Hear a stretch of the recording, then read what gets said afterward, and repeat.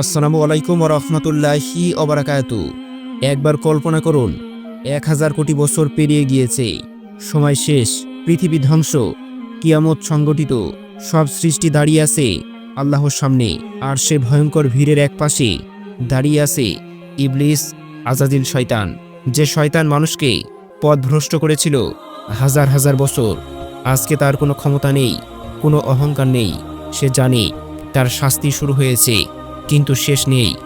আগুন তাকে ঘিরে রেখেছে চারিদিক থেকে। তারপরে তার শাস্তি এখানে শেষ নয়। 1000 কোটি বছর পরেও তার কষ্ট নতুনই থাকবে। এ কারণে সে একদিন মৃত্যু চাইবে, কিন্তু তাকে বলা হবে এখানে মৃত্যু নেই। আজকের ভিডিওটিতে জানব সেই ভয়ঙ্কর সত্য, যা শুনলে হৃদয় কেঁপে উঠবে।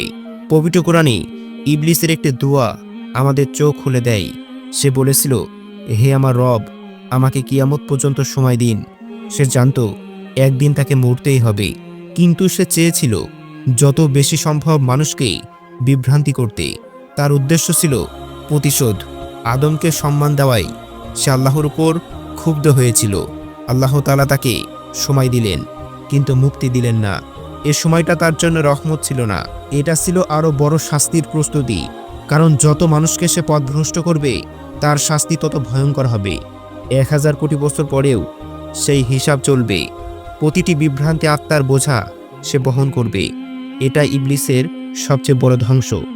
হাদিসে এসেছে, জাহান্নামের সবচেয়ে গভীর স্তর ইবলিসের জন্য। সে শুধু আগুনে পুড়বে না, তাকে অপমানের শাস্তি দেওয়া হবে।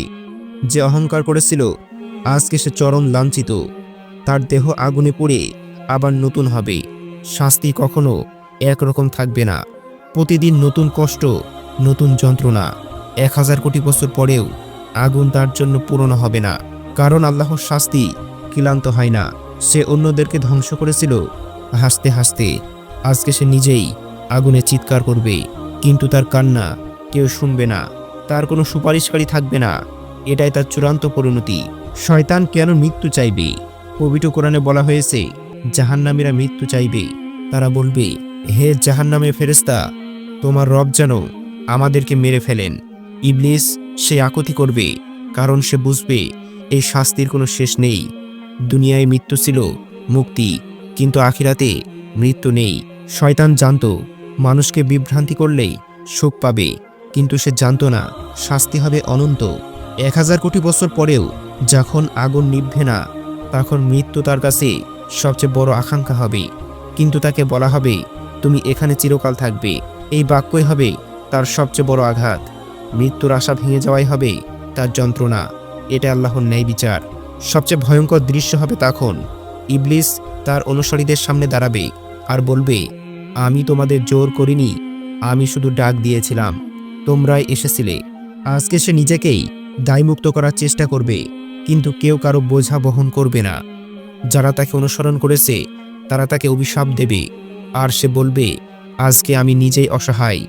1000 কোটি বছর পার হয়ে গেলেও এই ঝড়গায় চলবে, কিন্তু শাস্তি কমবে না। এই দৃশ্য আমাদের জন্য বড় সতর্কবাণী। যাকে আজকে বন্ধু ভাবছেন, কাল সে আপনার দায় নেবে না। শয়তান শুধু ধ্বংসের পথ দেখায়। ইবলিস কি কখনো মুক্তি পাবে? প্রিয় দর্শক, এই প্রশ্ন অনেকের মনে আসে। এত দীর্ঘ সময় পরেও কি ইবলিস মুক্তি পাবে? পবিত্র কোরআন স্পষ্ট ভাষায় এর জবাব দিয়েছে। আল্লাহ তাআলা বলেন, যারা কুফর এবং অহংকারের উপর মৃত্যুবরণ করবে, তাদের জন্য জাহান্নাম থেকে বের হওয়ার কোনো পথ নেই। ইবলিস আল্লাহকে চিনেও অবাধ্য হয়েছে। সে সত্য জেনেও অহংকার করেছে। এ কারণে তার শাস্তি চিরস্থায়ী। 1000 কোটি বছর পর, 1000 কোটি বছর শুধু একটি সংখ্যা মাত্র। তার জন্য সময় কোনো পরিবর্তন আনবে না। তার শাস্তি হালকা হবে না, কমবে না, কারণ সে ছিল পথভ্রষ্টতার নেতা। আর প্রতিটি অনুসারীর গুনাহ তার আমলে যোগ হবে। এই বোঝা তাকে আরও গভীরভাবে টেনে নেবে। এটাই আল্লাহর চূড়ান্ত ফয়সালা। ইবলিসের সবচেয়ে বড় ভুল কি ছিল?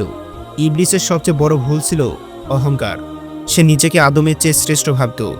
আগুন থেকে সৃষ্টি, এই যুক্তি তাকে ধ্বংস করেছিল। সে আল্লাহর আদেশকে প্রশ্ন করেছিল, সেজদা করতে অস্বীকার করেছিল। এটাই ছিল প্রথম বিদ্রোহ। এই অহংকারই তাকে কাফের বানিয়েছে। 1000 কোটি বছর পরেও সেই অহংকারের আগুন নিভবে না, কারণ সে কখনো অনুতপ্ত হয়নি। সে তওবা করেনি, ক্ষমা চায়নি, বরং প্রতিশোধের পথে হেঁটেছে। মানুষকে ধ্বংস করাকেই লক্ষ্য বানিয়েছে। এই মন মানসিকতাই তাকে অনন্ত শাস্তির যোগ্য করেছে। এটাই ইবলিসের শিক্ষা, অহংকারের পরিণতি। মানুষ কেন এখনও শয়তানের ফাঁদে পড়ে? সবচেয়ে আশ্চর্যের বিষয়, ইবলিসের পরিণতি জেনেও মানুষ তার কথা শোনে। কারণ শয়তান সরাসরি পাপের কথা বলে না, সে পাপকে সুন্দর করে উপস্থাপন করে। হারামকে হালাল মনে করায় সে বলে এটা ছোট্ট একটি গুনাহ। সে বলে পরে তওবা করলেই হবে। এই ধীরে ধীরে মানুষকে টেনে নিয়ে যায়। 1000 কোটি বছর পর ইবলিস আগুনে পড়বে, কিন্তু আজ সে মানুষকে হাসতে হাসতে জাহান্নামের পথে পাঠাচ্ছে। এই সত্য বুঝেও আমরা সমাধান হই না, কারণ নফস এবং শয়তান একসাথে কাজ করে। যখন মানুষ আল্লাহকে ভুলে যায়, তখন শয়তান বন্ধু হয়ে যায়। এটাই সবচেয়ে ভয়ঙ্কর বাস্তবতা। এই ভয়ঙ্কর পরিণতি থেকে বাঁচার উপায় কি? প্রিয় দর্শক, আল্লাহ তাআলা আমাদের অসহায় করে ছেড়ে দেননি। তিনি কোরআন দিয়েছেন, রাসূল দিয়েছেন। নামাজ, কোরআন তেলাওয়াত, জিকির এসব শয়তানের বিরুদ্ধে ঢাল। যে আল্লাহ তাআলাকে স্মরণ করে, শয়তান তার কাছ থেকে দূরে সরে যায়। নিয়মিত নামাজ শয়তানের মেরুদণ্ড ভেঙে দেয়। সত্যিকারের তওবা পুরনো সমস্ত গুনাহ মুছে দেয়। আজকে যে ফিরে আসে, সে ইবলিসের চেয়েও সম্মানিত হতে পারে, কারণ আল্লাহ তাআলা তওবাকারীদেরকে ভালোবাসেন। 1000 কোটি বছরের শাস্তি থেকে বাঁচার রাস্তা এখনই খোলা আছে, কিন্তু মৃত্যু এলে দরজা বন্ধ হয়ে যাবে। এই সুযোগ বারবার আসে না। আজকের সিদ্ধান্ত নেওয়াটাই বুদ্ধিমানের কাজ। প্রিয় দর্শক, এই ভিডিওটি যদি আপনার হৃদয় স্পর্শ করে থাকে, তাহলে বুঝবেন এটি আল্লাহর পক্ষ থেকে একটি সতর্কতা। আজকে নিজেকে বদলানোর নিয়ত করুন। ভিডিওটি শেয়ার করুন, হয়তো আপনার মাধ্যমে কেউ শয়তানের পথ ছেড়ে দেবে। চ্যানেলটি সাবস্ক্রাইব করুন যেন আখিরাতের কথা ভুলে না যান, এবং কমেন্টে লিখুন আজকে থেকে কোন গুনাহটি ছাড়ার সিদ্ধান্ত নিলেন। ইসলামের প্রশান্তি চ্যানেল আপনাকে জাহান্নামের পথ থেকে জান্নাতের পথে ডাকছে।